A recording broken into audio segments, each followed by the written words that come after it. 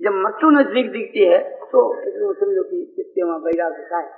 इसी बात को लेकर के नारायण स्वामी ने कहा, दो बातन को भूल मती, जो चाहत कल्याण, नारायण एक मोत को, दूजे श्री भगवान सियावत रामचंद्र की जय। ये दो बात उनको नहीं भूलना चाहिए। यदि तुम कल्याण चाहते हो तो एक तो नारायण को और एक जो है तो मौत को।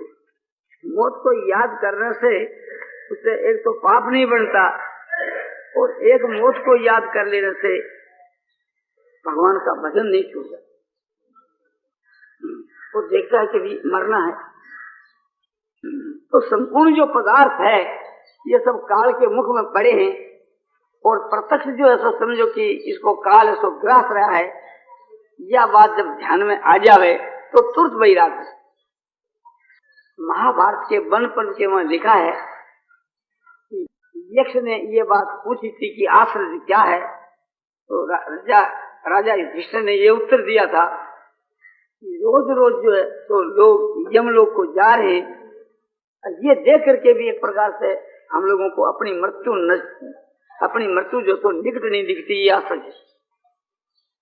तो लोग ही नहीं, ये सारी दुनिया, सारा संसार, जड़ चेतन, सारे पदार्थ एक प्रकार से क्षण क्षण के बीच के मां बदल रहे हैं, उनका विनाश हो रहा है। और एक प्रकार की चीज हम इसकी तरफ ध्यान दे करके नहीं देखते हैं। सब क्षण परिणामी है, जितने जो जड़ पदार्थ हैं, तो इनको देख करके हमको एक प्रकार से उपदेश लेना चाहिए।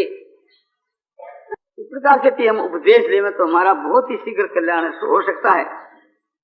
उपदेश हमारे को हर चीज से मिलता है। किसी भी चीज की तरफ हम विचार करें तो उपदेश हमारे को हर चीज से मिलता है।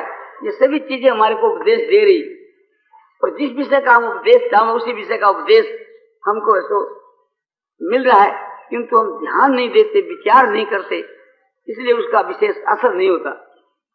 जैसे ये जो हमारी चद्र है, इससे हर एक प्रकार का उपदेश हम ग्रहण कर सकते हैं। संकेत से ये चद्र हमारे को बतला रही है। यदि कहो कि ये चद्र जो है शरण के विषय में, शरणागति के विषय में क्या उपदेश देती है? बोलो देती है। बोलो कैसे?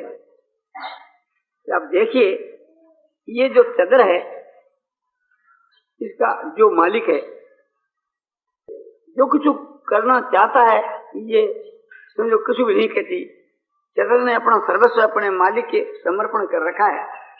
थोड़ी बार के वास्ते मान लो कि इस चद्र का मैं मालिक हूँ, इस चद्र को उठा करके मैं मस्तक पर रखता हूँ, तो ये चद्र यूं नहीं कहती कि मैं तो आपकी हूँ और आपकी शरण हूँ, मुझको सिर पर क्यों रखते हो। इस चद्र को मैं चरणों में रखता हूँ, तब ये चद्र यूं नहीं कहती कि उसको आप चरणों में क्यों रखते हो। इस चद्र को मैं फाड़ डालता हूँ, तब ये कुछ भी नहीं कहती। इस चद्र को उठा करके मैं आग में झोंक देता हूँ, तो भी ये कुछ भी नहीं कहती। तो इसलिए हमको ये उपदेश लेना चाहिए, ये शिक्षा लेनी चाहिए कि जिस प्रकार से यह चद्र अपने मालिक के प्रति अपना सर्वस्व अर्पण कर रखा है, इसी प्रकार से हम अपना जो मालिक परमात्मा है उसको हम अपने आप को, अपने सर्वस्व को समर्पण कर देवे, उसका नाम शरण है। जैसे राजा बलि ने अपना सर्वस्व भगवान वामन को अर्पण कर दिया था और अपने आप को भी अर्पण कर दिया था, इस प्रकार से सर्वस्व भगवान के समर्पण कर देना जो है ये भगवान की शरण है। तो ये शरण का उपदेश हमारे को इस चद्र से मिलता है। और जैसे समझो कि एक प्रकार से कठपुतली होती है, वो सूत्रधार के प्रति अपना सर्वस्व अर्पण किए हुए हैं। सूत्रधार जैसे उसको नचाता है वो नाचती है, और जिस प्रकार से उसके लिए विधान कायम करता है, जय पराजय हार जीत, तो वो एक प्रकार से उसी प्रकार से वहां कोई भी आपत्ति नहीं है। कहो कि वो तो जड़ है, बोलो हम चेतन होकर मैंने क्या किया, बल्कि हम चेतन है तो और उससे हमारे में विशेषता होनी चाहिए। तो जैसे अर्जुन ने समझो कि भगवान के प्रति अपने आप को अर्पण कर दिया था, और अपने रथ को अर्पण कर दिया था, और घोड़ों को, रथ को, घोड़ों की बागडोर को सब भगवान के अर्पण कर दिया था। और भगवान जिस प्रकार से थी चलाते थे वैसे ये चलते थे। इसी प्रकार से थी हम जो है भगवान के प्रति अपना सर्वस्व अर्पण कर दे, हमारे शरीर रूपी रथ को भगवान के अर्पण कर दें, और समझो इंद्रिया रूप जो घोड़ा है इनको और मन रूपी लगाम को भगवान को अपना सारथी बना करके, जैसे अर्जुन ने बनाया था, ऐसा हम भगवान के हाथ में सौंप दें, और जो भगवान चलावे जो चले, हाथ साथ करके चलें। समझो जो जड़ जो कठपुतली होती है उसमें तो जड़ता इस वास्ते वो हंस नहीं सकती, उसमें संतोष असंतोष कुछ नहीं हो सकता, किंतु हम तो चेतन है, तो हमारे में विशेष होना चाहिए कि हम हर वक्त चित्त के वहां प्रसन्न होते रहे, और सब जो कुछ हो रहा है इसको भगवान की लीला समझते रहे, और सर्वत्र सब में हम भगवान का दर्शन करते रहे, क्यों भगवान सब में व्यापक है ही। भगवान ने ये बात कही है कि मैं सब में व्यापक हूँ, मेरे करके ये सब ऐसो परिपूर्ण है। इस प्रकार समझ करके कि भगवान का सब में दर्शन करके हम खुश हों, और जो कुछ हो रहा है सब भगवान की मर्जी से हो रहा है, या भगवान की लीला मान करके हम खुश हों, तो हमारा बहुत ही शीघ्र कल्याण हो सकता है। तो ये एक प्रकार से शरणागत की जो बात कही तो ठीक है, किंतु अब ये पूछना कि क्या चतर चेती हमारे को अपने वैराग का उपदेश भी मिल सकता है? बोलो जरूर। यह जो चदर है समझो कि पुरानी होतली तो यह चदर संकेत करती है कि जैसे मैं पुरानी हो गई ऐसे तुम भी पुराने हो चले। ये तुम्हारा जो शरीर है ये भी वृद्ध हो गया, पुराना हो गया, और पुराना होने के बाद के मां आगे जाकर क्या होता है कि वो चीज खत्म हो जाती है। तो जैसे यह चंद्र कहती है मैं एक प्रकार से खत्म होने के नजदीक हूँ, ऐसे तेरा शरीर भी एक प्रकार से पुराना हो गया, ये भी मरने के नजदीक है। इस प्रकार का उपदेश हम वैराग के विषय में चंद्र से ले सकते हैं, और इसके लेने से अवश्य वैराग होना चाहिए। यदि नहीं वैराग होता है तो हमने चंद्र से शिक्षा ग्रहण नहीं की। फिर ये बात है कि ठीक है, जैसे चंद्र से वैराग होता है ऐसे चंद्र से ज्ञान भी मिलता है। क्या ये ज्ञान भी मिलता है? इस चंद्र को देखने से ये ज्ञान पैदा होता है कि एक ऐसा समय था कि यह संसार के वहां चंद्र नहीं थी, और एक दिन ऐसा समय आवेगा ये चंद्र संसार के वहां नहीं थे। अव्यक्तादीनि भूतानि व्यक्त मध्यानि भारत और अव्यक्त निधनाने तत्र का परिदेवना। गीता अध्याय 2 श्लोक 28 के बीच में भगवान अर्जुन को उपदेश दे रहे हैं। ये सारे भूत प्राणी हैं, आदि के बीच के वहां अव्यक्त थे, अप्रगट थे, और आखिर के वहां भी अप्रगति है। तो बीच की अवस्था में क्षणिक काल के वास्ते जो ये प्रतीत होते हैं, तो इनके विनाश के बीच के वहां शोकपूर्ण बात का ये भगवान उपदेश देते हैं। तो इस चंद्र से भी हमारे को ये उपदेश मिलता है कि ये चंद्र न तो पहले थी और न आगे रहने वाली है, और बीच में थोड़ा दिना के लिए प्रतीत होती है, तो इसका विनाश हो जाए तो इसके वास्ते कौन चिंता है। तो ये चंद्र हमारे को संकेत करके कह रही है हम लोगों को। इससे यदि हम शिक्षा ले कि तुम अपने शरीरों की तरफ ख्याल करके देखो, आज के 100 वर्ष के पहले तुम्हारे शरीर नहीं थे, और समझो कि 100 वर्ष के बाद भी तुम्हारे किसी के शरीर नहीं रहेंगे, तो न तो पहले थे और न भावी में ही हैं। ये थोड़े काल के लिए ये एक प्रकार से प्रतीत हो रहे हैं, तो इनके विनाश में कौन बात की चिंता है। ये तो वास्तविक के बीच के वहां है ही नहीं। आकाश तो एकदम शुद्ध है, उसके वहां कभी बादल हो जाते हैं और मिट जाते हैं, हो जाते हैं और मिट जाते हैं। इसी प्रकार से ये सारा दृश्य, सारा संसार और सारे शरीर इसे माया के बीच के वहां, प्रकृति के वहां उत्पन्न होते और विनाश होते, उत्पन्न होते विनाश होते हैं। एक प्रकार से थी जो विवेकी है वे इसके वहां भूलते नहीं। आकाश जो है सुसदा निर्लेप ही रहता है, बादलों के उत्पन्न होने से और गर्जने बरसने से और बिजली चमकने से और समझो कि मिट जाने से अपने आकाश पर कोई असर नहीं आता, वो जुगा पे रहता है।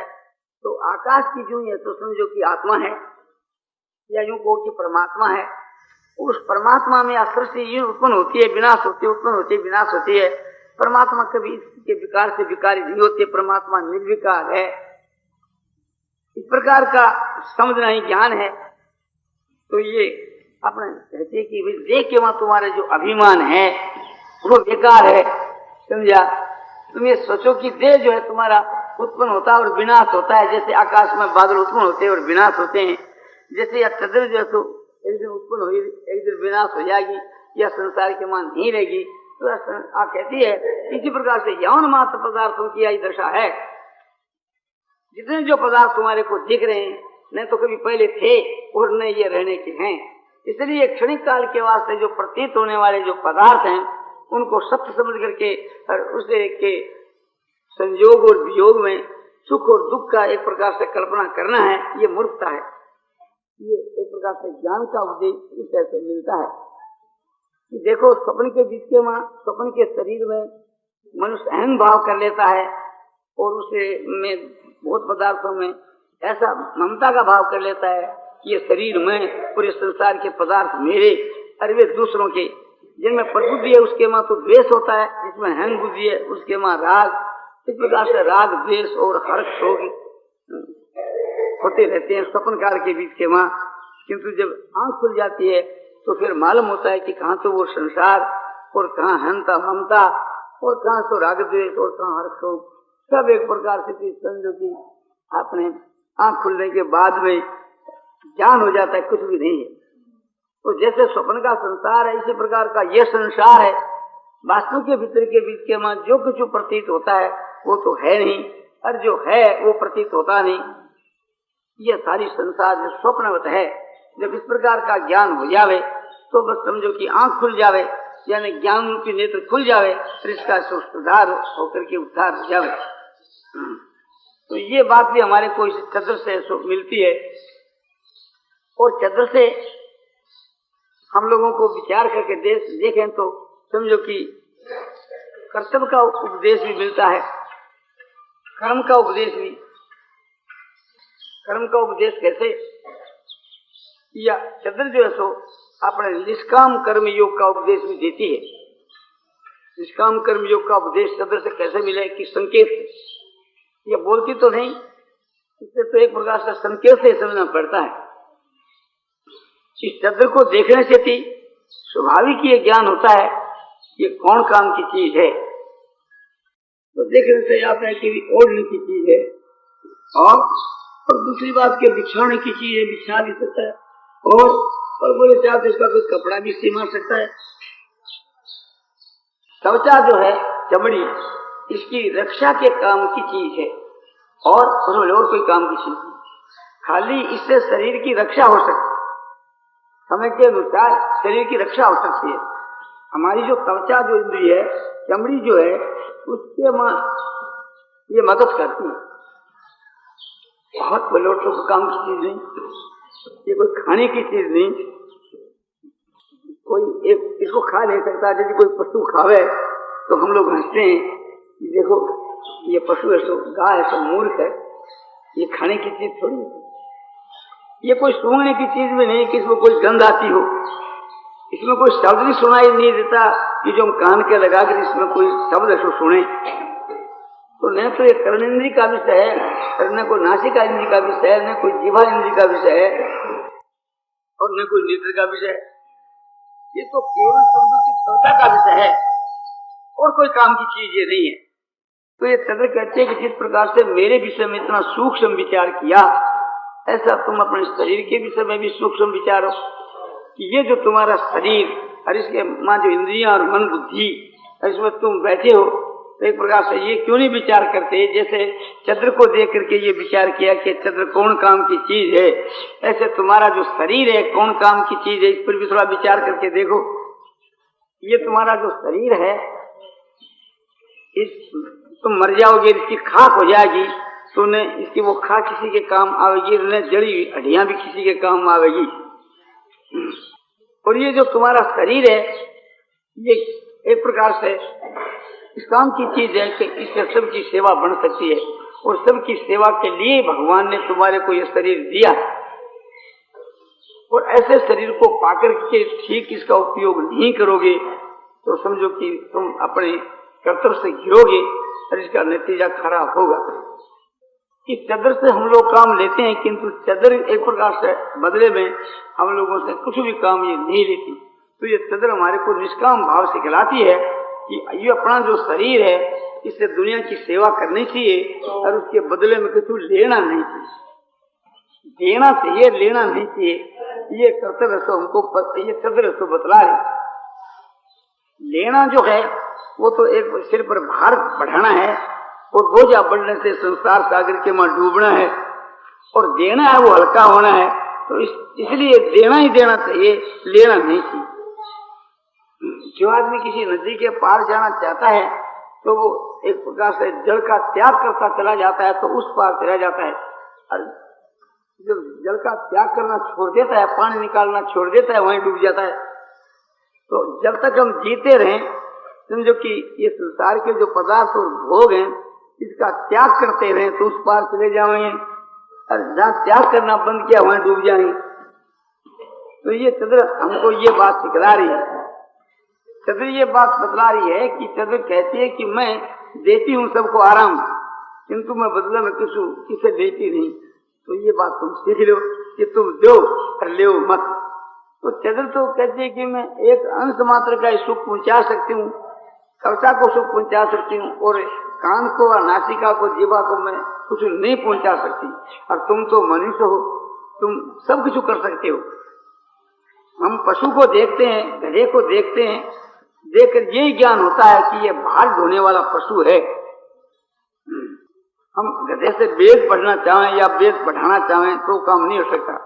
हम कहें कि गधे से कि भी आज तुम एक प्रकार से थी, हमारे पिता का श्राद्ध है, तुम अपना थोड़ा श्राद्ध के काम में मदद कर दो, समझा, या फूल पत्ती जुटा दो, या एक प्रकार से तुम अपने वेद का पाठ ही कर दो, तर्पण ही हमको सुना दो।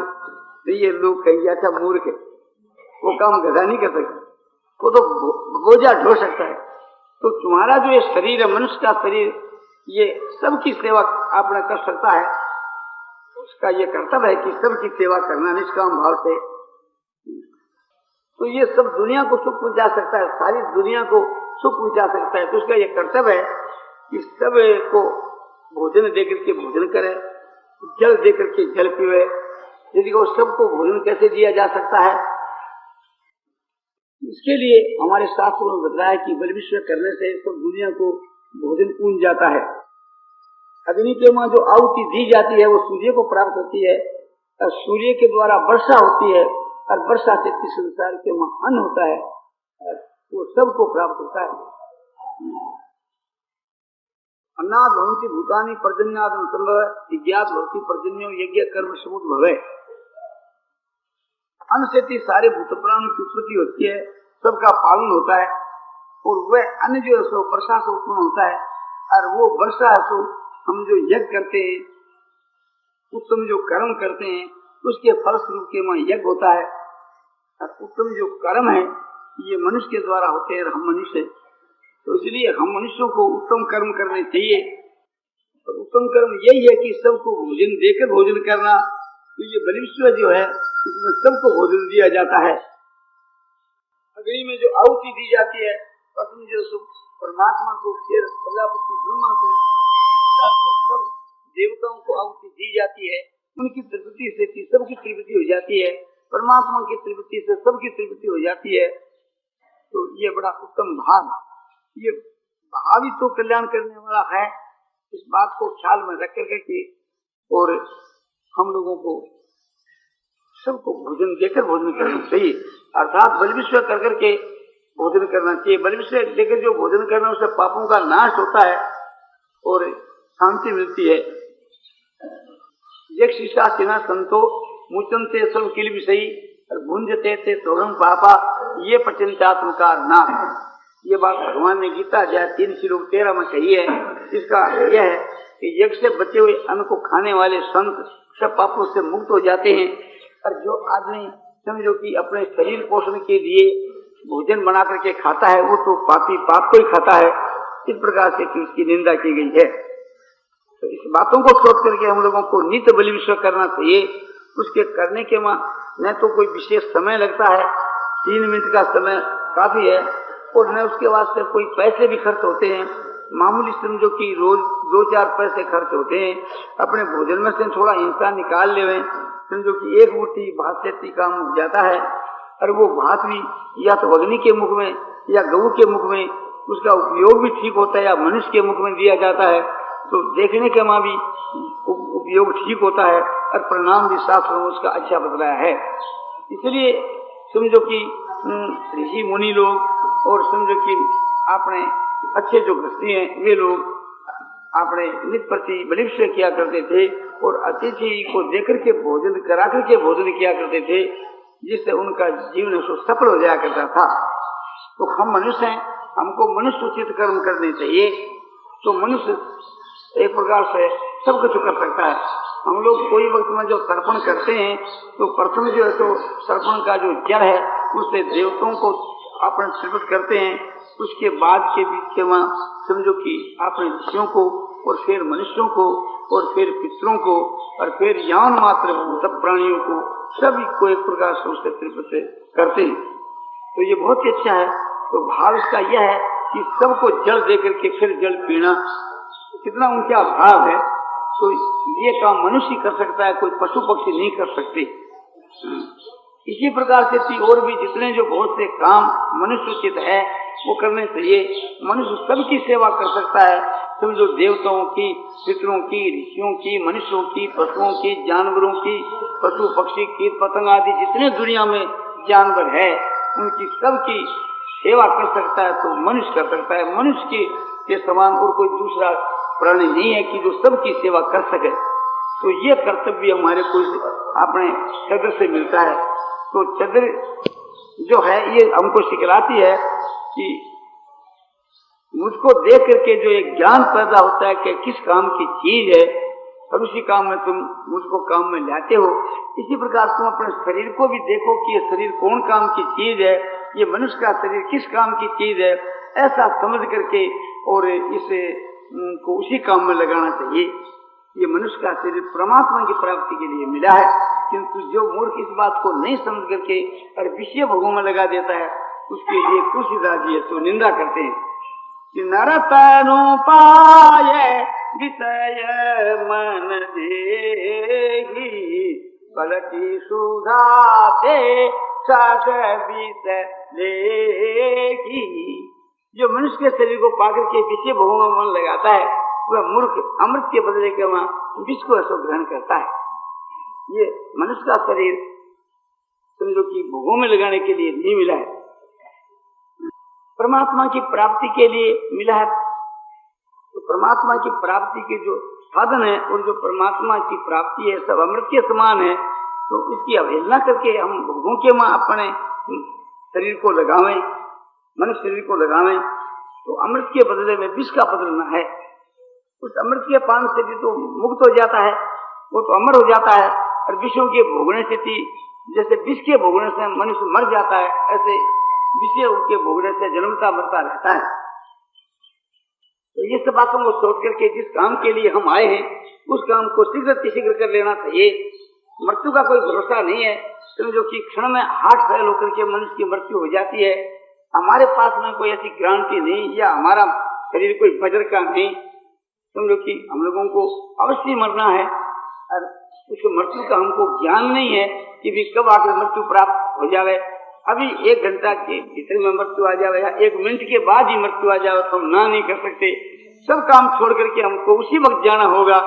तो इस बात का ध्यान आ जाए तो फिर समझो कि जल्दी ऐसा तुरंत वैराग हो सकता है, जल्दी से जल्दी इसके चित्त में वैराग हो सकता है। और उस वैराग के अनुसार यदि अपने साधन के बाद तत्परता से लग जाए तो परमात्मा की प्राप्ति में और विलंब ही क्या है। समझो कि यदि बिजली हीट हो गई है तो स्विच दबाने के साथ एक प्रकार से रोशनी हो जाती है। ये नहीं कि भी आपने बहुत समय लगता है। तो इसी प्रकार से कि हमारी जब तैयारी हो जाती है तो फिर परमात्मा की प्राप्ति में कोई विलंब नहीं है। हमको तैयार रहना चाहिए। फिर भगवान तो तैयार है ही, भगवान तो तैयार है ही। भगवान सबके बीच के मां समान भाव से स्थित है। और जो भक्ति करे उसके मां विशेष रूप से बतलाया। उसका कारण यह है कि जैसे सूर्य की रोशनी सब जगह के मां समान भाव से है, किंतु आईने के मां सूर्य का प्रतिबिंब पड़ता है तो वो उच्चर है। इसी प्रकार से जिसका अंतःकरण उज्जवल होता है उसमें समझो कि परमात्मा का दर्शन एक प्रकार से प्रत्यक्ष की भांति ऐसे होता रहता है। इस वास्ते हमारे हृदय को उज्जवल बनाना चाहिए।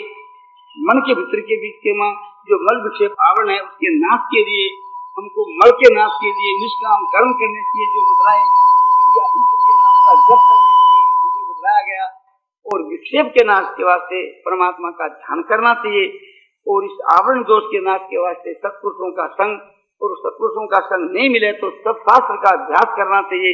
इस प्रकार के करने से मल विक्षेप आवरण का सर्वथा नाश हो सकता है, और फिर हमारा अंतःकरण जब शुद्ध हो जाता है तो साक्षात परमात्मा का दर्शन होने लगता है। इसमें परमात्मा का कोई दोष नहीं है, ये तो सबके लिए एक प्रकार से तैयार है और सब के ऊपर उनकी दया है और सबके हृदय के में स्थित है, किंतु हृदय की मलिनता के कारण से, आवरण के कारण से वे दिखते नहीं है, चंचलता के कारण वे दिखते नहीं है। इस वास्ते मल विक्षेप और आवरण के नाश करने के लिए जो आपको उपाय बताया उसके अनुसार प्रयत्न करना चाहिए, और प्रयत्न करने से सब कार्य की सिद्धि हो सकती है, परमात्मा की प्राप्ति हो सकती है। परमात्मा की प्राप्ति के लिए ही मनुष्य का शरीर मिला है, किंतु उस बात को हम भूल गए। इस कारण से संसार के मां भटकते फिरते हैं। यदि हम इसी प्रकार से अपने भावी समय को बिताते रहेंगे तो हमारे लिए बहुत भारी हानि है, हमको आगे जाकर के घोर पश्चाताप करना पड़ेगा, और उस पश्चाताप के करने से कोई गर्ज नहीं करेगी। तुलसीदास जी कहते हैं कि सो बरतर दुख पाव ही सिर धुनि धुनि पचिताल, काल ही कर्म ही ईश्वर ही मिथ्या दोष लगाए। वे आगे जाकर के घोर पश्चाताप करेगा, सिर धुन धुन करके पश्चाताप करेगा, काल कर्म और ईश्वर को झूठा दोष लगावेगा। काल को तो ये दोष लगावेगा कि कलयुग के समय के कारण से मैं कुछ साधन नहीं कर सका, तो तकदीर को ये दोष लगावेगा कि मेरे तकदीर में यही बात लिखी हुई थी, और भगवान को ये दोष लगावेगा कि भगवान मुझको मदद नहीं करी। किंतु ये सब बात झूठी है। इसमें आप समझ करके के और समझो कि जिस काम के लिए हम आए हैं उस काम को शीघ्र कर लेना चाहिए, जो आगे जाकर के हमको घोर पश्चाताप करना नहीं पड़े। नारायण नारायण नारायण, तो हमारे को घोर पश्चाताप करना पड़ेगा। परमात्मा की हम लोगों पर बड़ी भारी दया है। प्रथम तो यह है कि भगवान ने हम लोगों को मनुष्य का शरीर दिया, और मनुष्य का शरीर देकर के फिर इस उत्तम देश के वहां भेजा। इसकी सामर्थ्य है कि जो कोई यहाँ आ सके वो तो भगवान की कृपा से ही यहाँ आना होता है। और फिर यह है कि ये उत्तम समय हमको मिला, जो कलयुग के समय के बीच के वहां जल्दी उद्धार हो सकता है। और फिर उत्तम धर्म के वहां हम लोग प्रकट हुए, और समय समय के ऊपर सत्संग की बात भी मिल जाती है, और पुस्तकें भी हम लोगों को सहज में, ये तो अध्यात्म विषय की पुस्तकें, भक्ति ज्ञान वैराग की पुस्तकें सहज में हम लोगों को आपने मिल सकती है। सब बातों का सुविधा है। ऐसा सुविधा पाकर के भी यदि हम अपनी आत्मा का कल्याण नहीं करें तो हमारी मूर्खता के सिवा और क्या बात है, हमारे लिए बहुत दुख की बात है, लज्जा की बात है। यदि ऐसे समय में हम सावधान नहीं होंगे तो समझो कि तुलसीदास जी कहते हैं, जो न तारे भव सागर है नर समाज ऐसे पाए, सो कृतनि दक मंदमती आत्म हन गति जाय सियावर रामचंद्र की जय। जो ऐसे मनुष्य के शरीर को पाकर के अपनी आत्मा का उद्धार नहीं करता है, या इन सब सामग्रियों को पाकर के, इस संयोग को पाकर के, ऐसे समाज को पाकर के, ऐसे संघ को पाकर के यदि मनुष्य अपनी आत्मा का उद्धार नहीं करता है तो वो मन बुद्धि है और आत्म हत्यारा है। आत्मा के त्याग करने वाले की जो दुर्गति होती है उसकी दुर्गति ऐसा होगी, और वो मूर्ख है। इस प्रकार से उसकी निंदा की गई है। इन सब बातों को ध्यान में रख करके हम लोगों को अपनी आत्मा का शीघ्र नारायण नारायण नारायण श्रीमन नारायण नारायण नारायण नारायण श्रीमन नारायण नारायण नारायण नारायण